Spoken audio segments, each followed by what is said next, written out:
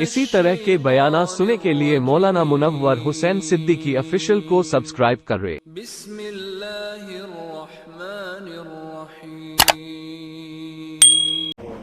نماز جمعہ کے لیے جمع فرمائے اللہ تبارک و تعالی سے دعا فرمائے کہ اللہ تبارک و تعالی ہم سب کے جمع ہونے، کہنے اور سننے کو بے حد قبول فرمائے اور ہمیں عمل کی توفیق عطا فرمائے، آمین یا رب العالمین۔ سامعین محترم، عزیزان گرامی، میں نے گزشتہ جمعہ آپ سے کہا تھا کہ ہمارا یہ وطن جو 1947 میں آزاد ہوا، اس آزادی کی تاریخ تقریباً اکثر کو بھلا دی گئی اور صرف انہی تاریخ کو یاد رکھا گیا جہاں سے مسلمانوں کو کمزور دکھایا گیا، جبکہ حقیقت حال یہ ہے کہ اس ملک کی آزادی کے لیے سب سے زیادہ قربانیاں دینے والا اگر کوئی مذہب کے اعتبار سے، کمیونٹی کے اعتبار سے کسی کا نام ہے تو وہ مسلمان کا ہے۔ آپ کیرلا کے سرزمین کی تاریخ اٹھاؤ، وہاں کے مسلمانوں کی تاریخ دیکھو، آپ کو پتہ چلے گا کہ اس ملک کے آزاد کرانے کی خاطر وہاں کے مسلمانوں نے کتنی قربانیاں دی۔ آپ پٹنہ اور بکسر کی سرزمین سے پوچھو تو وہاں کی زمین بھی چیخ چیخ کے کہے گی کہ سب سے پہلے قربانی دینے والے وہ مسلمان ہیں، اور مسلمان میں بھی وہ طبقہ ہے جس کو آپ علماء کہتے ہیں، مگر بدقسمتی سے وہ ساری تاریخ کو بھلا دیا گیا اور صرف لوگوں کو یہ باور کرایا گیا کہ ہندوستان کی آزادی کی تاریخ جو سب سے پہلی لڑائی ہوئی ہے وہ 1857 کی جنگ آزادی ہے۔ یہ ایک سراسر جھوٹ ہے، یہ ایک افتراء ہے کہ یہ سب سے پہلی لڑائی ہے، بلکہ اس سے پہلے بے شمار لڑائیاں لڑی جاتی رہی۔ آپ اگر 1857 کی جنگ آزادی کو پہلی تاریخ مانتے ہیں تو ہم آپ سے یہ پوچھیں گے کہ بتائیے 1799 میں حضرت ٹیپو سلطان شہید رحمت اللہ علیہ جو شہید کیے گئے وہ کس لڑائی میں شہید ہوئے؟ یہ ہمیں اور آپ کو کمزور کرنے کے لیے ایسی تاریخ بتائی گئی، اور مسلمانوں نے کبھی بھی اس کو ٹھنڈے دماغ سے سوچا نہیں۔ جو انہوں نے بتایا، جو انہوں نے پڑھایا وہ ہم نے پڑھ لیا، اور ہم نے کبھی غور نہیں کیا کہ آخر یہ جو بندہ سامنے والا کہہ رہا ہے یہ صحیح ہے یا غلط ہے۔ اگر آپ 1857 کی آزادی کو سب سے پہلی لڑائی مانتے ہیں تو پھر ہم آپ سے یہ پوچھیں گے کہ بتائیے 1754 میں یعنی 1754 میں حضرت سراج الدولہ بنگال کی سرزمین پر جو آپ نے شہادت کا جام پیا وہ کس لڑائی میں مارے گئے؟ کیونکہ آپ کی گنتی تو شروع ہوتی ہے 1857 میں، اور یہ سارے کام جو ہے 1857 سے بہت پہلے، بلکہ 1800 سے بھی پہلے 1700 سنچری میں یہ سارے کام ہوئے ہیں۔ اس میں آپ تاریخ دہرائیں گے، آپ کو پتہ چلے گا منگیر کی سرزمین پہ جو لڑائی لڑی گئی وہ بھی 1857 سے پہلے ہے۔ صادق پور کے علاقے میں جو پوری بستیوں پر انگریز ظالموں نے آج جو ہمارے ہندوستان کی کچھ حکومتیں چن چن کر کے مسلمانوں کے گھروں کو بلڈوزر چلا رہے ہیں، یہ بھی انہوں نے انگریز سے سیکھا ہے۔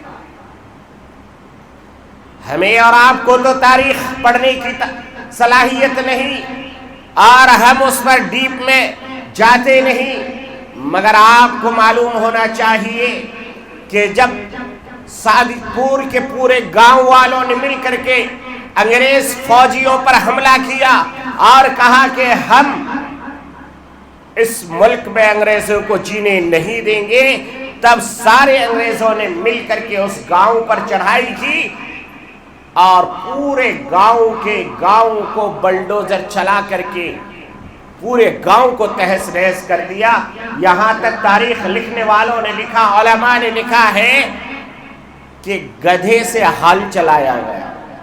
دنیا میں کہیں گدھے سے ہل نہیں چلایا جاتا، بلکہ یا تو بیل سے چلایا جاتا ہے یا بھینس سے چلایا جاتا ہے۔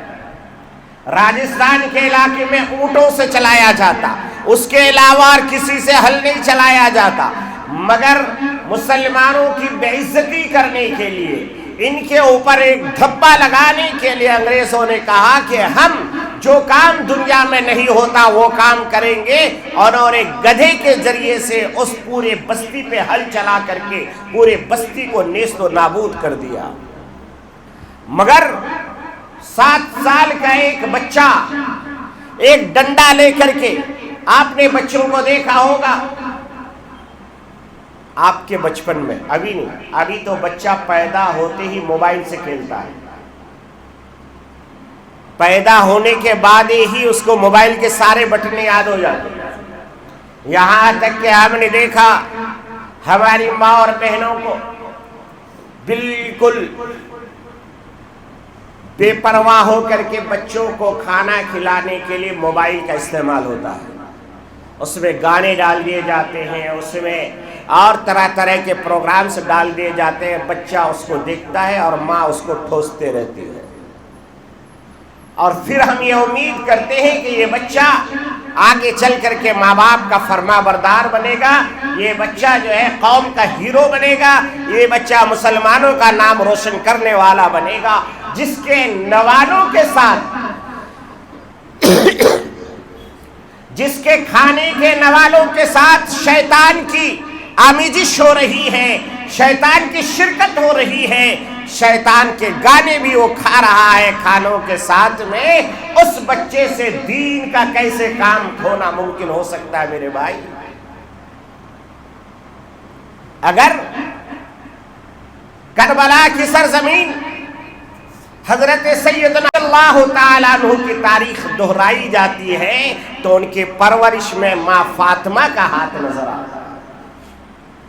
حضرت معین الدین چشتی اجمیری رحمت اللہ علیہ کے دست مبارک پر اگر 7 لاکھ لوگ کلمہ پڑھتے ہوئے نظر آتے ہیں تو اس میں ان کی والدہ کا ہاتھ نظر آتا ہے۔ اگر شاہ عبد القادر جیلانی محبوب سبحانی رحمت اللہ علیہ ماں کی پیٹ سے 17 پارہ حفظ کر کے باہر آتے ہیں تو وہ موبائل کا کمال نہیں تھا، وہ ان کے ماں کا کمال تھا کہ جب وہ حاملہ تھی، جب وہ گربھوتی تھی، جب وہ اپنے بچے کو پیٹ میں لے کے پھر رہی تھی تو قرآن کی تلاوت کر رہی تھی۔ آج جب بچہ موبائل سے کھیل کھیل کر کے پرورش پا رہا ہے تو وہ بچہ شیخ الاسلام کیسے بنے گا، وہ اللہ کا ولی کیسے بنے گا، وہ جو ہے انگریزوں کا مخالف کیسے پیدا ہوگا؟ تو وہ تو انگریزوں کا ہی دوست بنے گا نا بھائی۔ تو چھوٹا سا 7 سال کا بچہ ایک ڈنڈا لیتا ہے اور یہاں ایسا گھسا کر کے ایسا گھومتے ہوئے جا رہا ہے۔ انگریز نے پکڑا اس بچے کو اور کہا کہ کیا کر رہے ہو؟ کہا کہ گدھو تم نے گدھے سے ہل چلایا، ہم تمہارے ارمانوں پہ اس ڈنڈے سے ہل چلا رہے ہیں اور بڑا ہو کر کے ہم اسی ڈنڈے سے تمہارے خلاف جہاد کریں گے۔ یہ تھے وہ مسلمان جو 7 سال میں وہ اپنے دشمن کو پہچانتا تھا اور یہ سوچتا تھا کہ یہ انگریز جب تک ہمارے ملک میں قابض ہے تب تک ہمیں اس کے خلاف لڑنا ہے۔ اب تاریخ اٹھائیں آپ کو پتہ چلے گا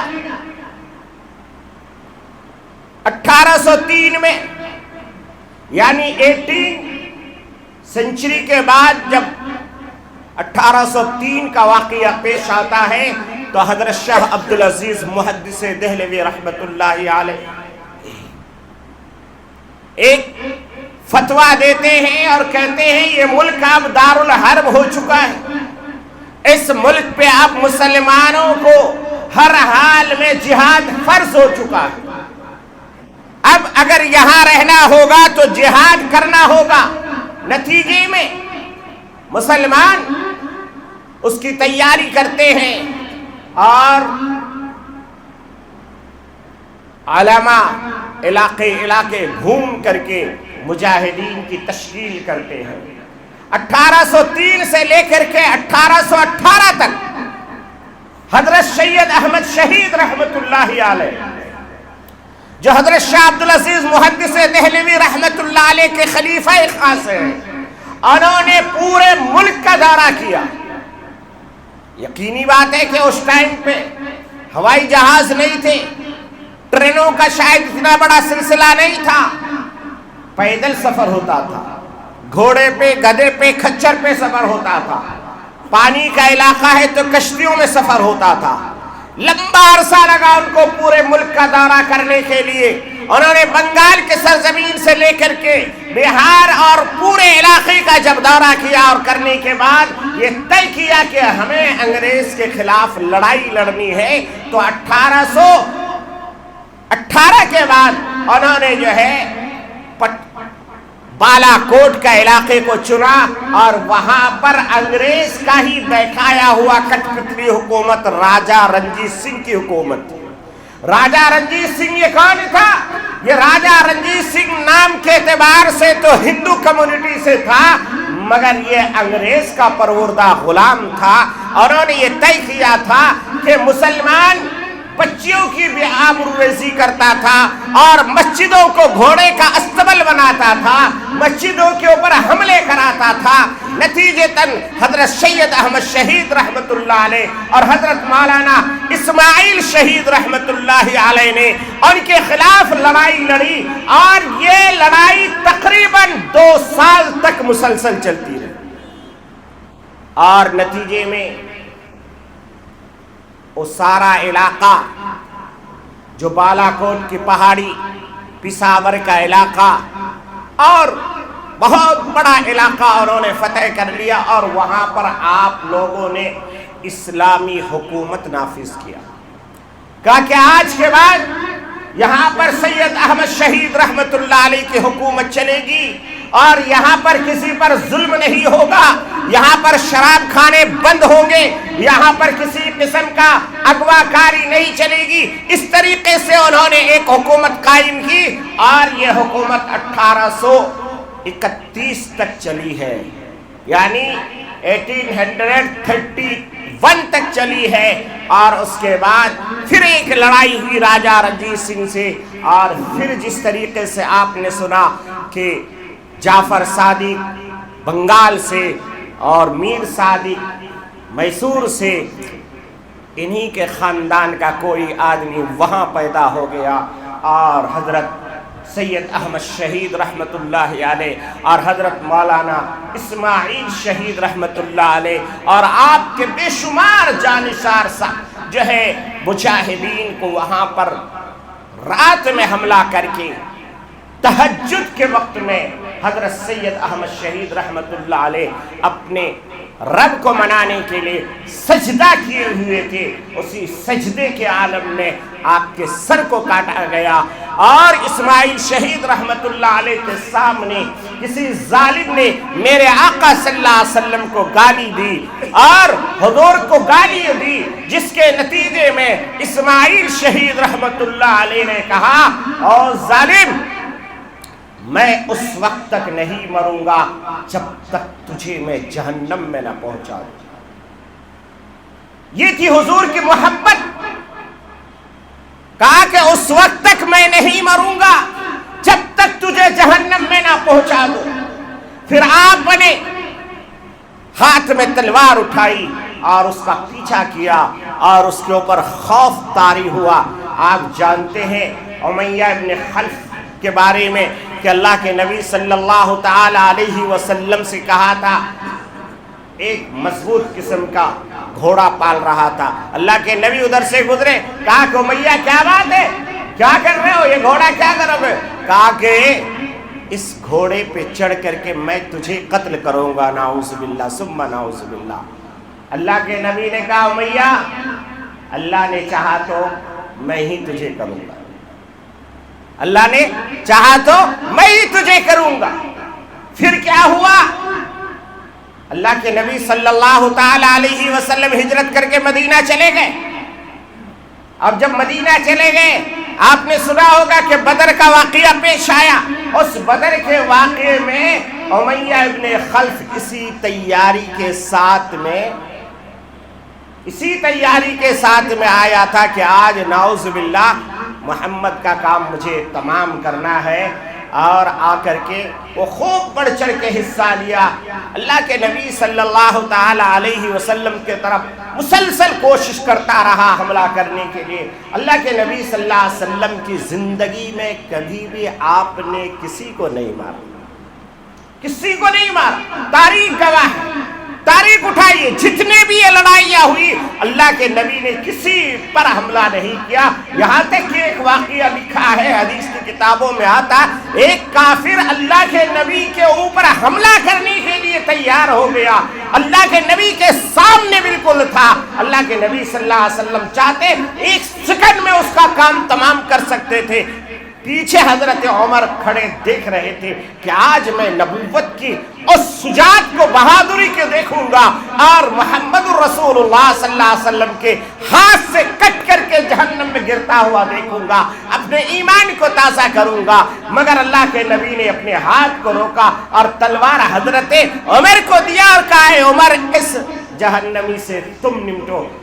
حضرت عمر نے کہا یا رسول اللہ میں تو یہ کام کروں گا ہی، مگر آج میں چاہتا تھا آپ کے دست مبارک سے یہ کام ہوتا، میں اپنے ایمان کو تازگی دیتا۔ اللہ کے نبی نے کہا عمر، نبی کا قاتل اور نبی کا مقتول دونوں کے دونوں ابدی جہنمی ہے، اس کے لیے کوئی گنجائش نہیں ہے۔ میں نہیں چاہتا کہ میرے ہاتھوں سے یہ جہنم میں جائے، اے عمر تو ہی اسے کر دے، میں نہیں کرتا۔ اللہ کے نبی صلی اللہ علیہ وسلم نے کبھی بھی کسی پر حملہ نہیں کیا، مگر بدر کا واقعہ ہے، امیہ ابن خلف بار بار کوشش کر رہا تھا۔ اللہ کے نبی نے کیا کیا، بازو میں کوئی صحابی تھے، اس سے ایک برچھا لے کر کے ایسا کر کے مارا، وہ برچھا جا کے لگا، تھوڑا سا ایسا خراش پیدا کیا، زیادہ نہیں لگا، تھوڑا سا خراش پیدا کیا۔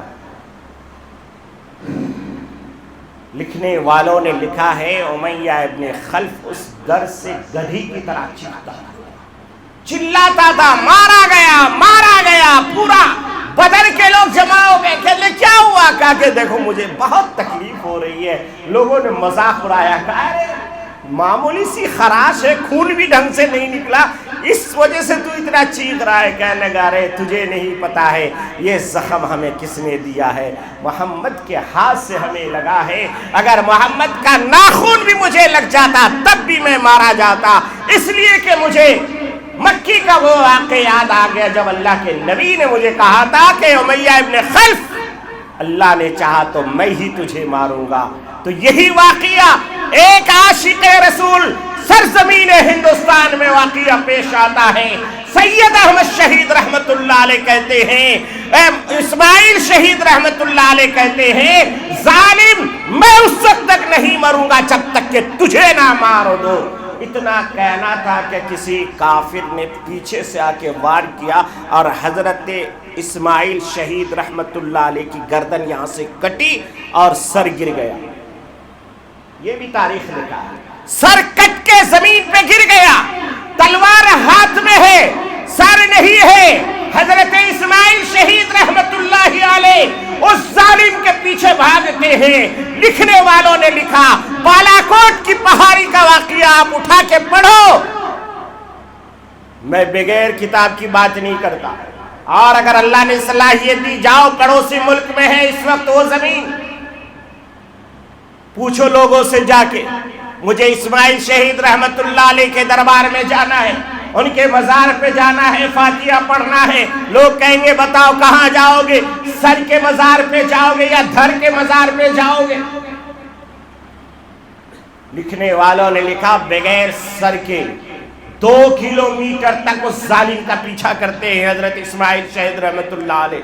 2 किलोमीटर दौड़ाते हैं जंगल में, उसके बाद वो मिलता है, उसके सीने में वार करके खुद उसके ऊपर गिर जाते हैं। पहले जहन्नमी को जहन्नम में पहुंचाते हैं, फिर इस्माइल शहीद जन्नत में पहुंच जाते हैं। लोगों मुसलमानों, मैं पूछना ये चाहता हूं, अगर आप ये कहते हो कि 1857 में पहली लड़ाई हुई थी, तो ये इस्माइल शहीद अपना पूरा परिवार को क्यों कुर्बान किए? क्या वजह थी कि ये लोग शहीद हुए? मालूम ये हुआ कि हमें धोखा दिया जा रहा है। धोखा किसने दिया? वक्त हो गया, नहीं तो मैं आपको पूरा कुंडली आज बताता। तारीख लिखने वाले 2 लोग हैं। एक है आरएसएस मिजाज लोग, जो किसी एतबार से भी हमें कबूल करने के लिए तैयार नहीं। उनका कहना यह है हिंदुस्तान की सरजमीन पे सिर्फ हमारा हक है, हम किसी को जीने नहीं देंगे। एक तो ये लोग हैं, और दूसरा जो है कम्युनिस्ट लोग हैं। कम्युनिस्ट लोग वो लिबरल होते हैं। उन्होंने तारीख लिखा तो उनका जो गॉड फादर है, जो सबसे बड़े उसके लिखने वाले, इस तहरीक को चलाने वाले, वो रशिया के हैं, रूस से चला है कम्युनिस्ट। उन्होंने गलती से लिख दिया कि 1857 की जंग आज़ादी पहली जंग आज़ादी।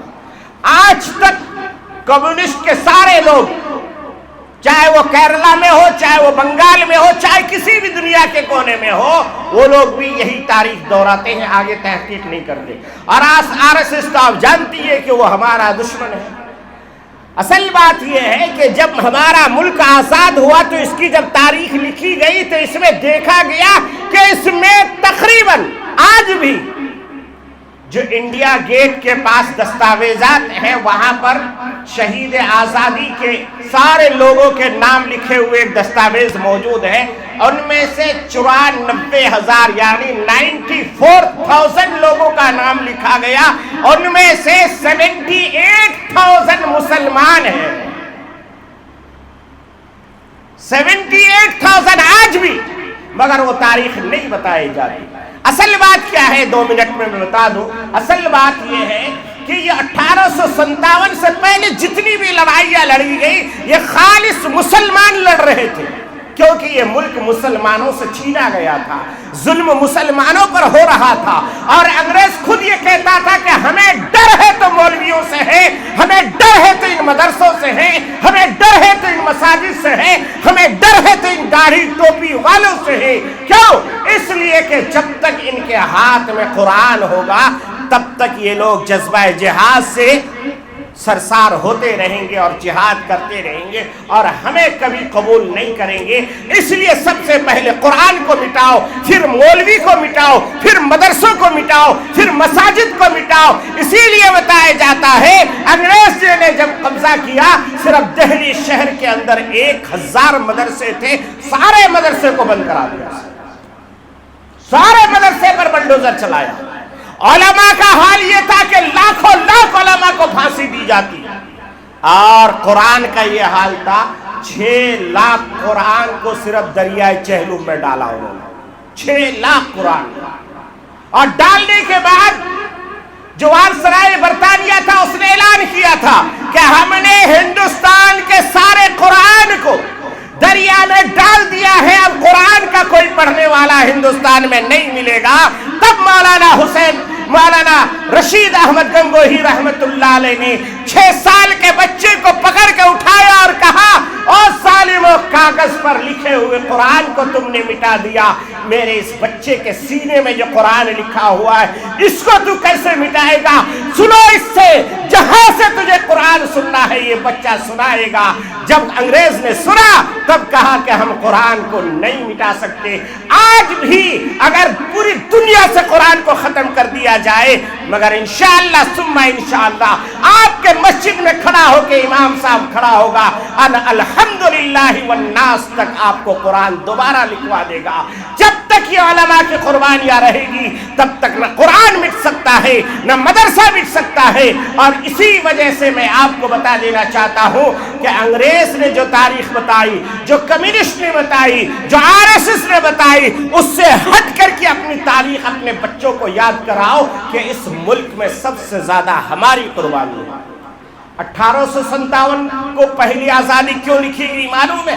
اس لیے کہ 1857 میں صرف دہلی کے اندر جو لوگ شہید ہوئے ہندوستان کے، وہ 29,000 لوگ شہید ہوئے. کتنے؟ 29,000 لوگ شہید ہوئے. اور 29,000 میں پورے ملک کی بات نہیں کر رہا، صرف دہلی کے اندر میں، پورے ملک میں، کلکتہ میں، پٹنہ میں، بامبے میں، بالا کوٹ میں، اسی طرح شاملی میں، اسی طرح امبالہ میں، یہ جو شہید ہیں وہ چھوڑ دو. صرف دہلی شہر کے اندر جو انگریزوں نے شہید کیا وہ 29,000، 29,000. ان 29,000 میں شہید ہونے والوں میں 24,000 مسلمان تھے، 5,000 ہندو تھے. 5,000 ہندو تھے، 24,000 مسلمان تھے. اس بار کی پہلی لڑائی میں شہید ہونے والے ہندوؤں کی تعداد تھی، اسی لیے انہوں نے کہا یہی سب سے پہلے آزادی کی لڑائی ہے. بس یہ نقطے کے بعد میں نے آپ کو بتا دیا. اللہ ہمیں عمل کی توفیق عطا فرمائے اور اللہ تبارک و تعالی ہمارے اس ملک کو ٹوٹنے سے، جلنے سے، اس ملک کی حفاظت فرمائے. آج بھی آپ اٹھا کے دیکھیں تاریخ، کل پرسوں سے ایک ویڈیو وائرل ہو رہا ہے کہ مدھیہ پردیش کا علاقہ، وہاں پر ایک ضلع کلکٹر سے ایک جین کمیونٹی نے شکایت کی. کیا شکایت کی؟ کہ بھائی ایک آدمی کا قتل ہو گیا، جین دھرم ماننے والے کا ایک آدمی کا قتل ہو گیا، اور جب اس کی تحقیق کی گئی تو پتا چلا کہ قتل کرنے والے ہندو برادری کے. عدالت میں کیس چل رہا ہے. اس کے کچھ دن کے بعد ایک ہندو آدمی کا قتل ہو گیا جس کے شک شبے کے بنیاد پر 4 یا 5 مسلمان نوجوانوں کو گرفتار کیا. ابھی کیس بنا نہیں، ابھی FIR درج نہیں ہوا، ابھی کورٹ کا فیصلہ نہیں آیا کہ ضلع کلکٹر نے حکم دے دیا کہ ان 4-5 مسلمانوں کے گھروں پہ بلڈوزر چلا دو. یہ نیا واقعہ ابھی چل رہا ہے. یہ واقعہ جب یہ بلڈوزر چلے تو مسلمانوں نے احتجاج کیا. بھائی کیوں؟ تو کہا کہ تم نے ہندوؤں کو قتل کیا اس لیے ہم نے تمہارے گھر پہ بلڈوزر چلا دیا. تو جین والوں نے فون کیا اس کلکٹر کو کہ بھائی جس طریقے سے ان کے قاتل کے گھروں کو آپ نے بلڈوزر چلایا، میرا بھی بیٹا تو قتل ہوا ہے، میرے بیٹے کو بھی مارا ہے، اس کے فلانے لوگ ان کے گھر میں بلڈوزر چلاؤ.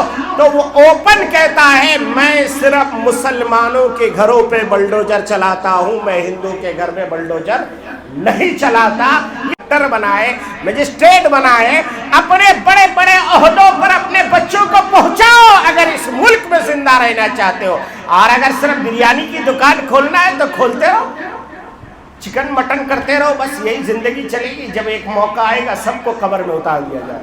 اس لیے اس ملک میں تہذیب کے ساتھ اپنے اسلامی تشخص کے ساتھ باقی رہنے کا ایک ہی راستہ ہے، اور وہ راستہ خود اللہ نے بتایا.